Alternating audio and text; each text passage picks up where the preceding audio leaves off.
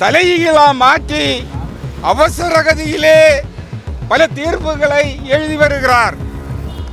அதாவது எச்சில் இலையில் உருளலாம் என்று ஒரு தீர்ப்பு போட்ட போதே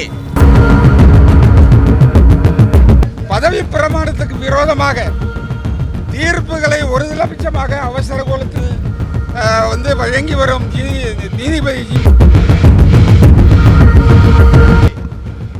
இந்து மத பிரச்சாரத்தை அவர் செய்ய முடியாது, வேத பிரச்சாரத்தை செய்ய முடியாது.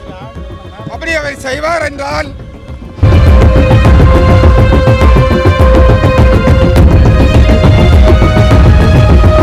அவர் ரிசைன் பண்ணணும், இல்லைன்னா அவரை உடனே இடமாற்றம் செய்யணும். அதுவும் நடைபெறவில்லை என்றால் இந்தியா முழுவதும் ஜனநாயகத்தில் நம்பிக்கை உள்ள, மதச்சார்மையில் நம்பிக்கை உள்ள அரசியல் கட்சிகள் அவரை உடனே பதவி நீக்கம் செய்ய இம்பீச்மெண்ட் மோஷன் லோக்சபையில் ராஜ்யசபையில் எடுத்து வர வேண்டும்.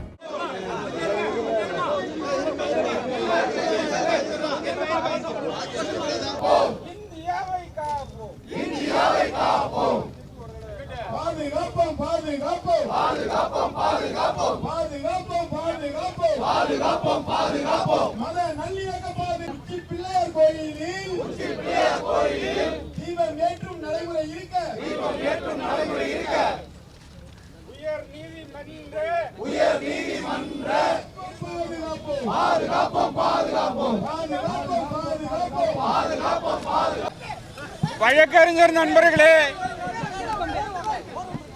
அன்பிற்குரிய வழக்கறிஞர் நண்பர்களே, மீடியா நண்பர்களே,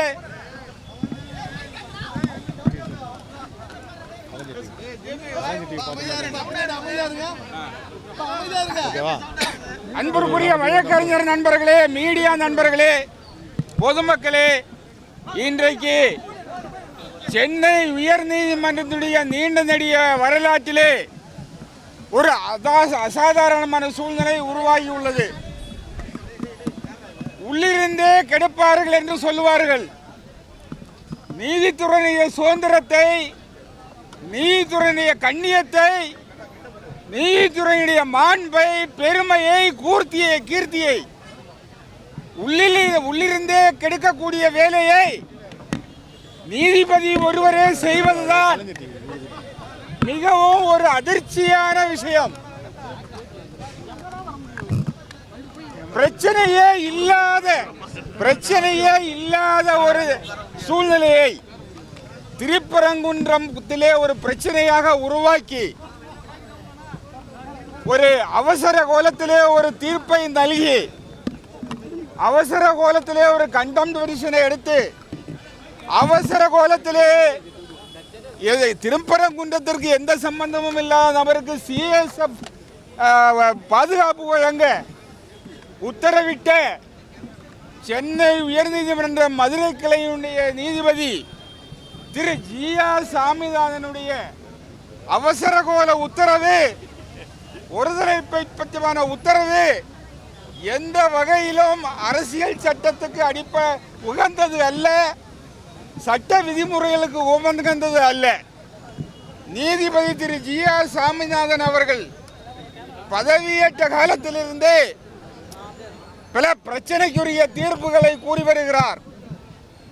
அவர் அரசியல் சட்ட நீதிபதி பதவியை ஏற்கும் போது அரசியல் சட்டம் 3வது அட்டவணைப்படி அவர் எடுத்துக்கொண்ட உறுதிமொழிக்கு முற்றிலும் முரணாக செயல்பட்டு வருகிறார். அரசியல் சட்டத்தையும் நாட்டில் உள்ள நீண்ட நெடிய சட்டங்களையும் உயர்நீதிமன்ற இருநபர் அமர்வின் முடிவுகளையும் தலைகீழாக மாற்றி அவசரகதியிலே பல தீர்ப்புகளை எழுதி வருகிறார்.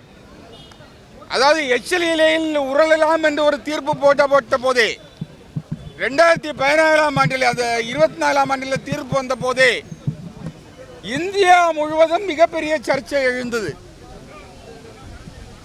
அதன் பின்னாலே 2015 ஜூலையில் அவர் அந்த இந்து சமய மாநாட்டில், அதாவது பண்டிதர்கள் மாநாடாம், வேதம் படித்தவர் மாநாட்டில் அவருடைய நண்பரை எப்படி காப்பாற்றி விட்டார் என்று ஒரு கதையை சொல்லி வேதம் படித்தவர்களுக்கு தண்டனையே கிடைக்காது என்று பேசுகிறார்.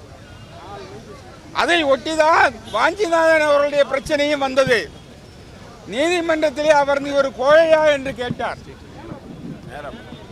இந்த பிரச்சனைகள் எல்லாம் இருக்கும் போதுதான் இந்த தலைகீழான சட்டத்துக்கு விரோதமான அரசியல் சட்டத்துக்கு விரோதமான தீர்ப்பு நீதிபதி திரு GR சாமிநாதன் அவர்களால் வழங்கப்பட்டுள்ளது. அவருடைய அவசர தீர்ப்பால், ஒருதலைபட்சமான தீர்ப்பால் திருப்பரங்குன்றம் மலையிலே அமைதி கெட்டது மட்டுமல்லாமல் அது தமிழ்நாடு முழுவதும் ஒரு அமைதி கெட்ட சூழ்நிலையை ஏற்படுத்தி வருகின்றது. ஆனால் தமிழ்நாடு அரசு அந்த பிரச்சனையை தீர்க்கமாக, கண்ணியமாக, ஆணித்தரமாக கையாண்ட விதம் என்பது இன்று உலகத்தையே திரும்பி பார்க்க வைத்துள்ளது. நம்முடைய சென்னை உயர்நீதிமன்றமும் உச்ச நீதிமன்றமும் இந்த பிரச்சனைகளை உன்னிப்பாக கவனித்து அவர்கள் முன்னால் இருக்கும் வழக்குகளில் ஒரு சரியான தீர்ப்பை வழங்குவார்கள் என்று நாங்கள் நம்புகிறோம். இன்றைக்கு இருக்கிறது 3 விஷயம். ஒன்று, இந்த மாதிரி தான் ஏற்ற பதவி பிரமாணத்துக்கு விரோதமாக தீர்ப்புகளை ஒருதலைபட்சமாக அவசர கோலத்தில் வழங்கி வரும் நீதிபதி GR சுவாமிநாதன் பதவியில் நீடிக்க வேண்டுமா என்ற ஒரு கேள்வி. அவரே அவருடைய பதவியை ராஜினாமா செய்து அவர் இந்து மத தீவிர பிரச்சாரத்துக்கு செய்வதில் எங்களுக்கு ஒன்றும் ஆட்சேபனை இல்லை. ஆனால் அவர் பதவியில் நீடித்துக் கொண்டே இந்து மத பிரச்சாரத்தை அவர் செய்ய முடியாது, வேத பிரச்சாரத்தை செய்ய முடியாது. அப்படி அவர் செய்வார் என்றால் சென்னை உயர்நீதிமன்ற தலைமை நீதிபதியும் 3 நீதிபதிகள் அடங்கிய கொலிஜியமும், உச்ச நீதிமன்ற தலைமை நீதியும் 5 நீதிபதிகள் கொண்ட கொலிஜியமும் இப்பிரச்சனையில் உடனே தலையிட்டு அவரை சென்னை உயர்நீதிமன்றத்திலிருந்து உடனே வேறு உயர்நீதிமன்றத்துக்கு இடமாற்றம் செய்ய வேண்டும். ஒன்று அவர் ரிசைன் பண்ணணும், இல்லைன்னா அவரை உடனே இடமாற்றம் செய்யணும். அதுவும் நடைபெறவில்லை என்றால் இந்தியா முழுவதும் ஜனநாயகத்தில் நம்பிக்கை உள்ள, மதச்சார்மையில் நம்பிக்கை உள்ள அரசியல் கட்சிகள் அவரை உடனே பதவி நீக்கம் செய்ய இம்பீச்மெண்ட் மோஷன் லோக்சபையில் ராஜ்யசபையில் எடுத்து வர வேண்டும். இந்த கோரிக்கைகளை வேண்டியே இன்றைக்கு இந்த மிகப்பெரிய ஆர்ப்பாட்டம் நடைபெறுகிறது. 11 வழக்கறிஞர் சங்கங்கள், ஜனநாயகத்தை விரும்பக்கூடிய, மதச்சார்மையை விரும்பக்கூடிய 11 வழக்கறிஞர் சங்கங்கள் ஒன்றிணைத்து தான் இந்த போராட்டத்தை நடத்தி கொண்டிருக்கிறோம்.